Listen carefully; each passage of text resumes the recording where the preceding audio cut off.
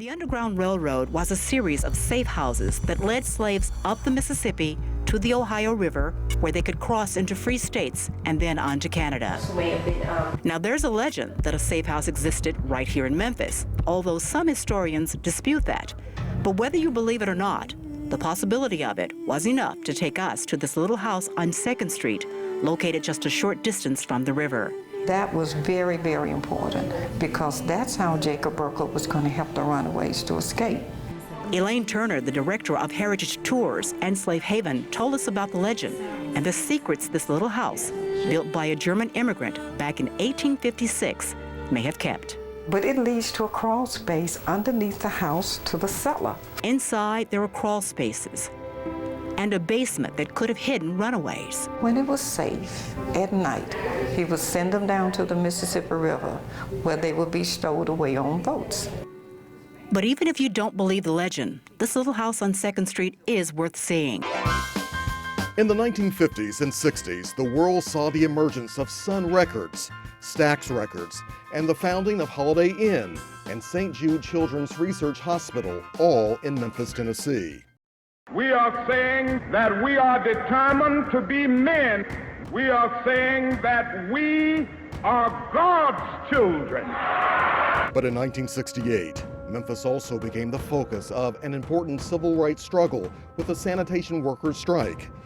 Dr. Martin Luther King Jr. came here to bring the nation's attention to the severe problems workers faced and was killed by an assassin's bullet at the Lorraine Motel.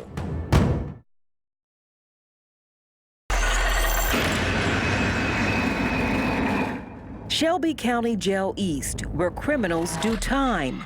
But some of those criminals are actually kids.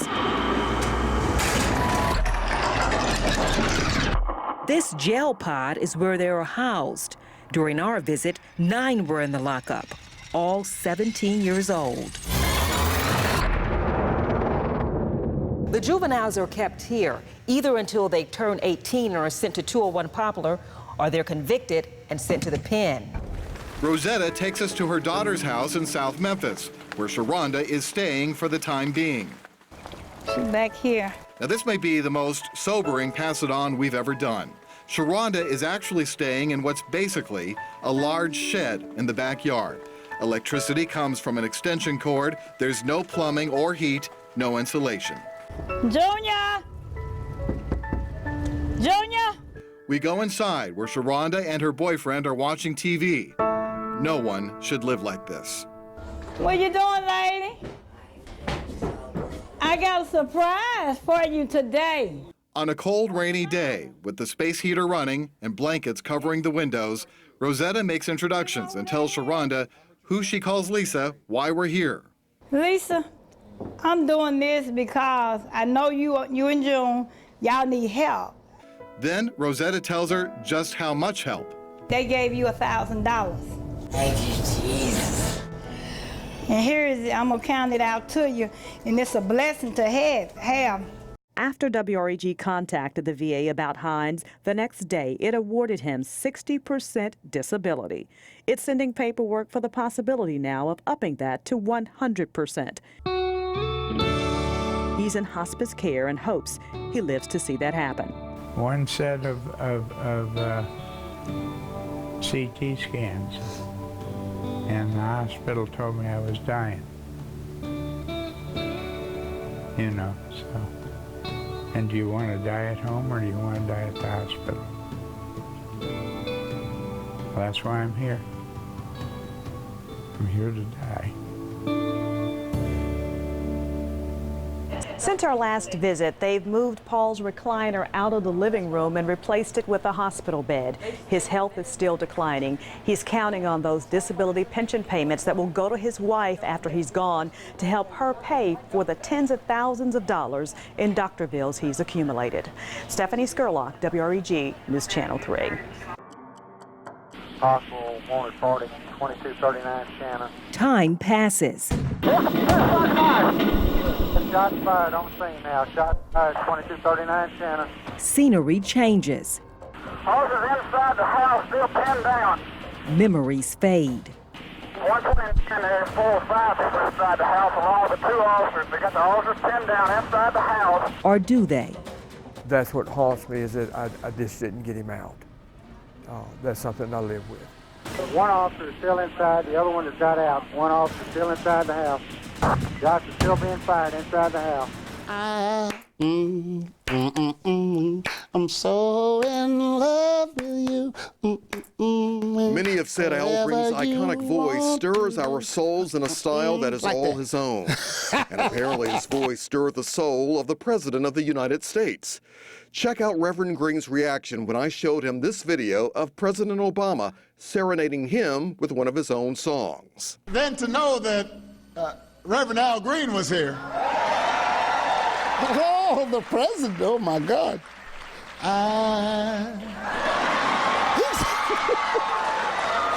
So in love with you. Oh my God. He's in the same key and everything. Man, please, that is awesome. I mean, when you get the president to know your song, that's pretty special, ain't it? We have wonderful people around us, and they support us, so it makes life easy for us, man. Ladies and gentlemen, the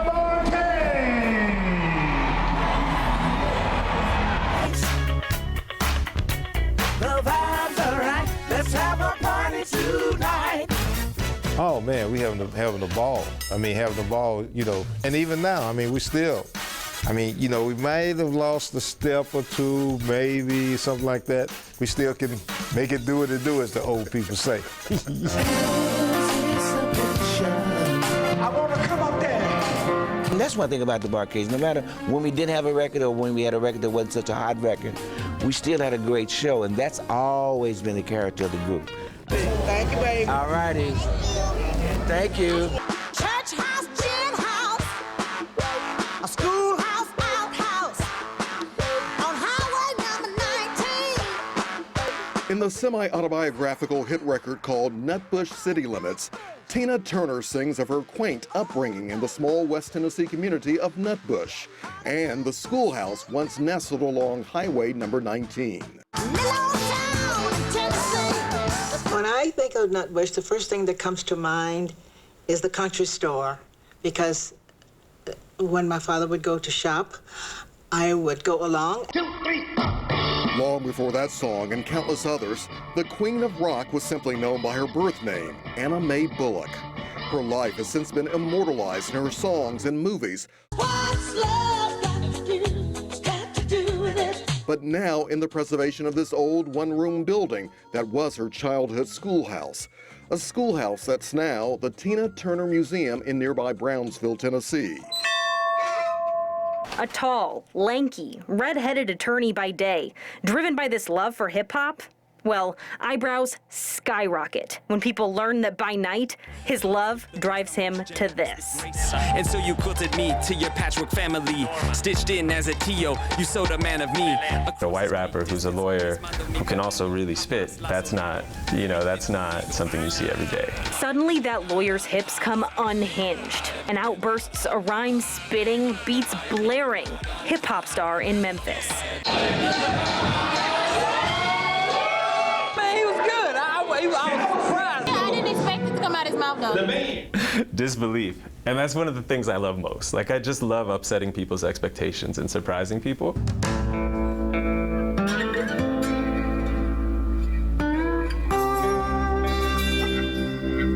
Osceola, Arkansas, located about 50 miles northwest of Memphis, is a small, quiet town that's gravely proud, if you will, of its past.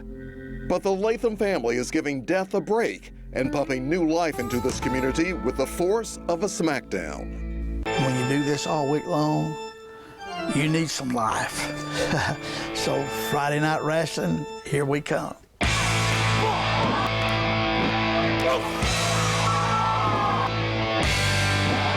What the Lathams do might surprise you. They are professional wrestlers by night who run the Mid-Southern Wrestling League. But family patriarch LaFonce Latham, a.k.a. Big Daddy, says their day job is morticians. They own Wilson Funeral Home. This is such a service to people at such a trying time. This year, the Ronald McDonald House is celebrating 25 years in Memphis. Since the house opened, nearly 9,000 families have stayed here. And to be able to have somewhere where she can come and play and relax and even have an area with her friends every night that they can play bingo or they can run around and ride bikes. Well, the house isn't the only place Hadley enjoys in Memphis. You found some good food in Memphis, I understand. Where do you like to eat in Memphis? Blue City. Blue City. Hadley and Corinne appreciate having St. Jude and the Ronald McDonald House, but they are looking forward to the day when a healthy Hadley can visit Memphis. We know that they're on the right track and they're going to get it all taken care of for her. Until then, the staff and volunteers at the Ronald McDonald House will take care of them.